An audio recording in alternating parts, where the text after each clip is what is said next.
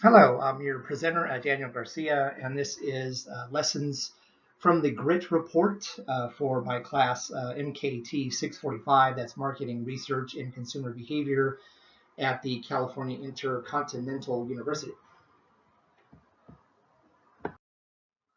First, the agenda. We got basically 5 slides here. First slide, we're going to discuss what are the trend-inspired skills that are demanded of market researchers and why they are important. Slide 2, identify and discuss emerging approaches to market research. Slide 3, identify and discuss a few trend-inspired challenges on the horizon of the marketing industry.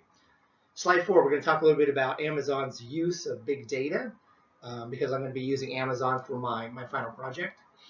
And slide 5, some takeaways. We're going to apply some of the lessons learned from the GRIT to the MRP being my marketing research proposal for Amazon. So first, what are the trend-inspired skills that are demanded of market researchers and why they are important? The impact of technology, as you would know, has greatly impacted the field of market research along with almost everything else. Some examples of that are surveys. Surveys used to primarily be done paper surveys mailed out. Some telephone as well, and probably some telephone is still conducted, but paper surveys have been, mostly for the most part replaced by online surveys. Another example is social media. Social media is now a vital source for many people to get news and information. This is particularly true with the younger generations that they use social media sometimes as their sole source of news and information. So that is definitely something that has transformed marketing research in recent years. Another example is the automation of data analysis. Now you have programs like Tableau and free marketing services like SurveyMonkey and Google Analytics, which have made it much easier for companies to collect and synthesize large volume of data without needing any third-party assistance. So some key things that market researchers kind of need in this new age of technology is to be familiar with data analytics and data science, and to be comfortable using programs like PowerPoint, for example, to share the data. So on this slide, we want to identify and discuss emerging approaches to market research. So there's, I would have included the top 5, but I made it 6 because big data is really what I'm using for my proposal for Amazon. So I made it the top 6. So the top 6 emerging approaches to market research based on the GRIT report. 1, online communities. 2, mobile first surveys. 3, webcam-based interviews. 4, social media analytics. 5, text analytics. And number 6, the key one for my purpose, big data analytics. This is the most relevant for my MRP about Amazon and their use of big data. Identify and discuss a few trend-inspired challenges in the marketing industry. So if again, looking at the GRIT report and we're looking at what are kind of the top 5 challenges that most companies face when it comes to marketing is 1, how to generate enough website traffic and leads. 2, providing the ROI, that's return on investment of the marketing activities. 3, securing the needed budget. And 4, identifying the right technologies for your company's needs. And 5, finally managing the website. Now, which one of these, would you think Amazon probably, I don't want to say struggles with. I don't know that Amazon struggles with anything, which is why they're a top company. But I think number 4, identifying the right technology for your company's needs is probably the most relevant for Amazon, and particularly with my marketing research proposal. Let's move on to the next slide. We'll talk a bit about that. So identifying the right technologies for your company's needs. In this case, how can Amazon improve its use of big data in order to increase sales on their website? So currently, Amazon uses a lot of in-house data, primarily in-house data, based on your browsing history and historical sales data of their customers to make product recommendations. So anytime you go on their website and you browse or you log into your account, and you browse around, Amazon is tracking that. That's probably not a big surprise to anybody.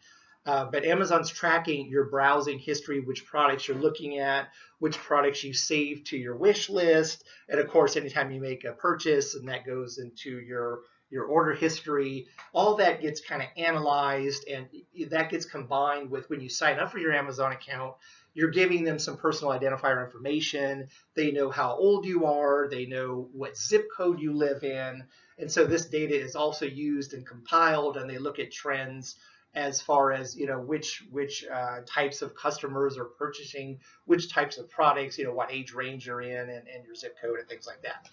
So in addition to that, Amazon uses outside data, but rather sparingly compared to probably some other companies. But Amazon uses outside, third-party data, primarily census data, to determine which products are of interest to consumers based on their zip code. So, as I said, when you sign up for Amazon, you're giving them some information. Your mailing address, obviously, they have your zip code. So, for example, someone in Malibu probably has different buying habits. If you're living in the Malibu zip code, was it 90210, the old show from the 90s? You're probably buying different products than someone who lives in, I'm not trying to pick on Long Beach, but someone who lives in, not the upper end of Long Beach. There are probably people in those groups are purchasing different types of products.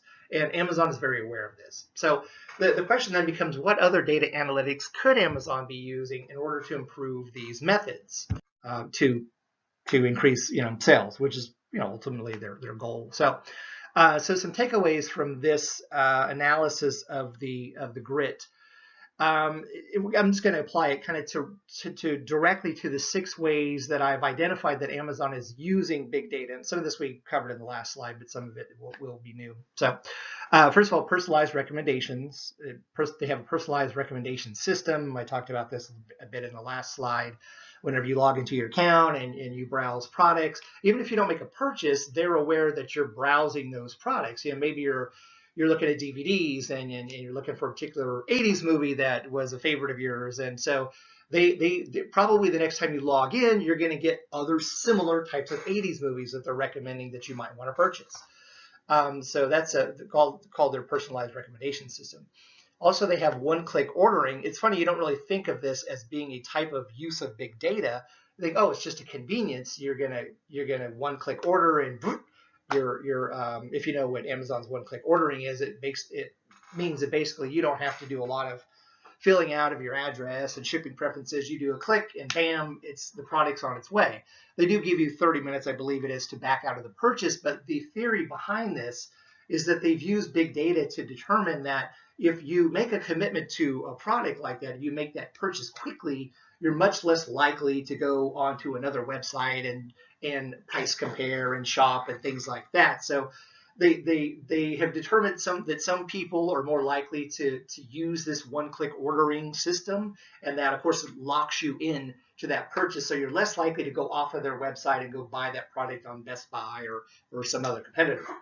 So a third way that Amazon uses big data is what they call their anticipatory shipping model. These are products that Amazon believes will sell well in a particular zip code. So now we're kind of going back to the census data again. In Malibu, they've anticipated that these types of products are probably going to sell well. So what they do is that these products are sent to regional distribution centers closest to Malibu in my example, so that when someone from that community does order that product, they're getting it very, very quickly. You're not waiting for it to ship across the country from New York City or something. Similarly, they have what they call supply chain optimization. This is where Amazon links with manufacturers, though, so not based on your purchase history, but they're linking with manufacturers, and they track the manufacturer's inventory to then determine which warehouse is that they have closest to a particular vendor to make that product available, again, similarly, so that when you order it, you're getting it as quick as possible. That is one of Amazon's key business models, is that you get the product you want very quickly than in most cases a competitor is going to get it to you.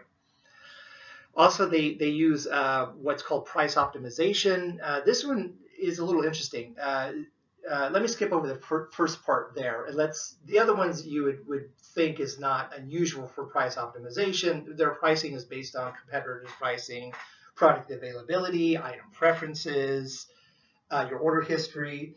So all those are, what you'd kind of expect. I mean, kind of supply and demand kind of things. If Best Buy is charging $40 for the new Need for Speed game, Amazon's going to charge $38 for the new Need for Speed game. I mean, it's, those are kind of what you would expect. But probably what you don't expect is that prices are also determined based on your activity on the website. They know based on your browsing history and your order preferences what you might be willing to pay for a particular product. So uh, sometimes that affects things as well. So the takeaway here is that Amazon's prices are highly volatile. They change every few minutes based on this use of big data analytics.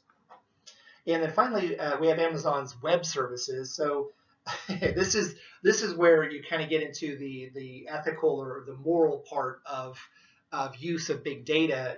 Probably a lot of people would be surprised to learn that uh, Amazon does at times sell your information, not necessarily your name and your address and things like that, but they sell your buying and your browsing habits to other retailers.